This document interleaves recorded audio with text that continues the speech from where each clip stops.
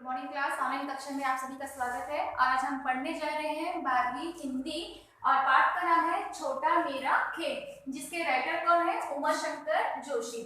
उमाशंकर जोशी का जन्म हुआ था 1911 और इसका मृत्यु है 1988। छोटा मेरा खेत चौकोना, कागज का एक पन्ना, कोई अंधड़ कहीं से आया, क्षण का बीज वहां बोया गया, कल्पना के रसायनों को पी बीज गल गया निशेष, शब्द के अंकुर फूटे पल्लव पुष्पों से नमित हुआ विशेष, है ना। और पाठ का प्रसंग बनने जा रहा है। प्रस्तुत काव्य पंक्तियों में कवि उमाशंकर जोशी ने स्वयं की तुलना, है ना, अपनी कृति अपने काव्य की जो तुलना है वो किसान की खेती से किया है। क्या बताया गया है इस पाठ में? काव्य की तुलना अपने काव्य या कृति में होता है रचना, है ना, काव्य कृति रचना की जो तुलना है वो किसान की खेती से किया है। मतलब इस पाठ में कवि ने स्वयं को किसान के रूप में प्रस्तुत किया है। और क्या कहा है उसने? छोटा मेरा खेत चौकोना, कागज का एक पन्ना, है ना। क्या कहा उसने? मेरा जो कागज का पन्ना है ना, मेरे पास जो एक कागज का पन्ना है वो मेरे लिए क्या है?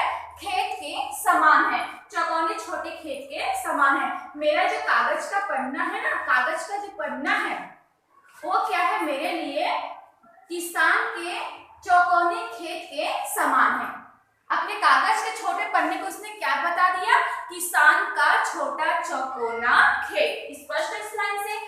छोटा मेरा खेत चौकोना, कागज का एक पन्ना, है ना। प्रस्तुत काव्य पंक्तियों में कवि उमाशंकर जोशी ने ये बताया है कि मेरे पास जो चौकोन कागज का पन्ना है वो मेरे लिए क्या है?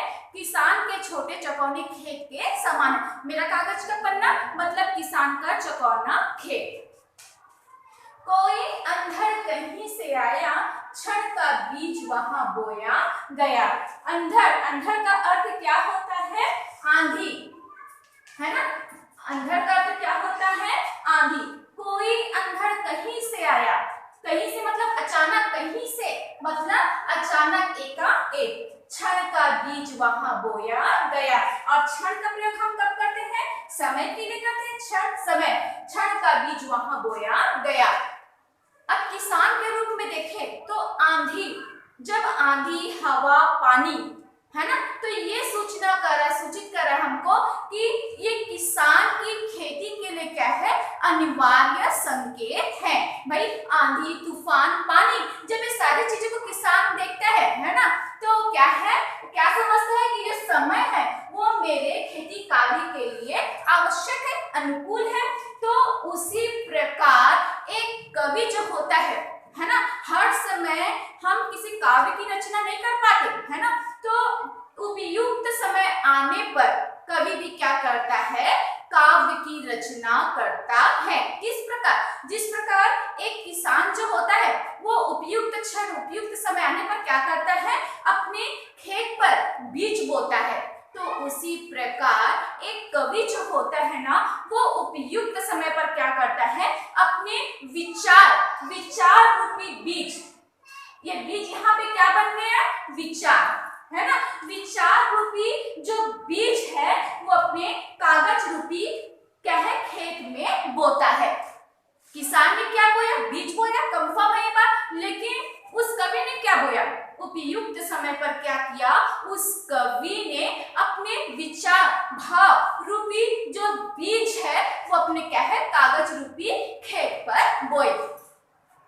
छोटा मेरा खेत चौकोना, कागज का एक पन्ना, कोई अंधड़ कहीं से आया, क्षण का बीज वहां बोया गया। तो एक बार इसको रिपीट करते हैं ना। ये चारों लाइन को एक साथ देखना है। कवि क्या कह रहे हैं पता है?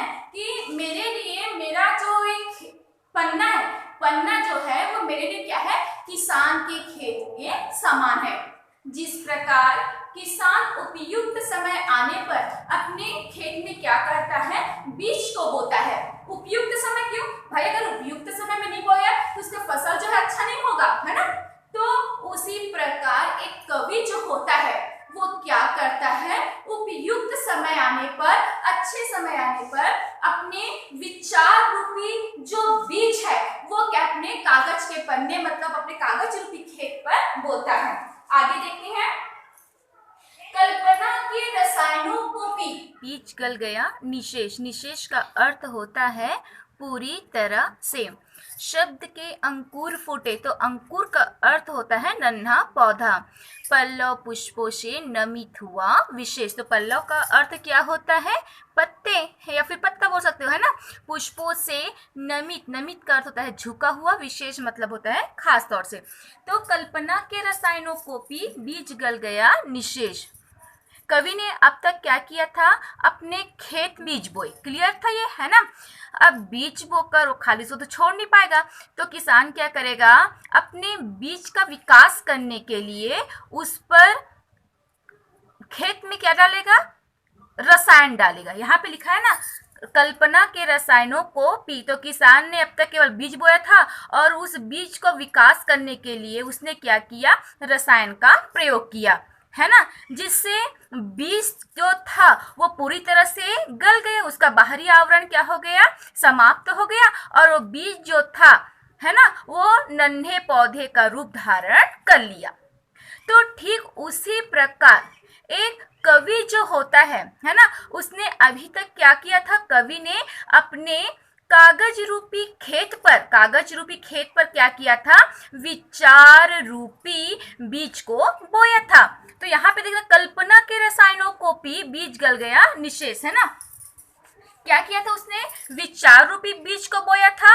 अब उस बीज पर उसने क्या किया,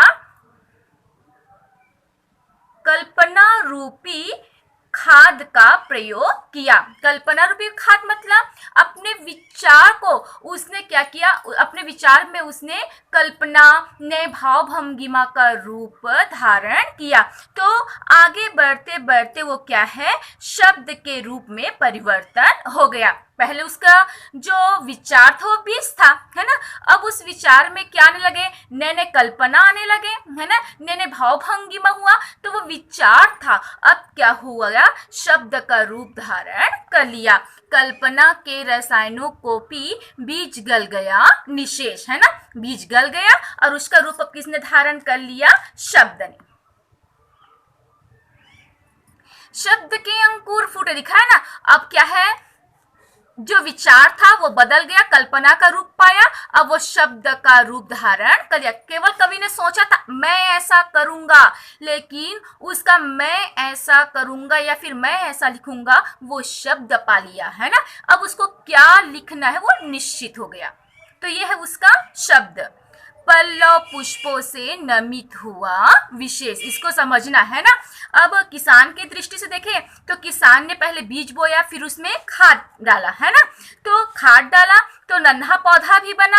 अब समय का बढ़ते बढ़ते बढ़ते जैसे जैसे समय बीता, है ना, तो किसान का जो नन्हा सा पौधा था अब वो क्या हो गया है, अब समय के साथ, समय जैसे बीतते गए उसके साथ फसल बनकर तैयार हो गया, अर्थात उसमें क्या है, पत्ते और फूल आने लगे, है ना। तो ठीक उसी प्रकार अगर कवि की दृष्टि से देखें तो पहले विचार, फिर शब्द, और समय पाते पाते उसका शब्द जो है वो काव्य के रूप में परिणित हो गया। भाई शब्द फिर शब्द फिर शब्द इकट्ठा हुआ ना, और सारे शब्द मिलकर क्या हो गया, एक वाक्य बन गया। और वाक्य मतलब होता है काव्य, है ना। समय पाते पाते उसका शब्द जो समय पाते पाते काव्य का रूप धारण कर लिया।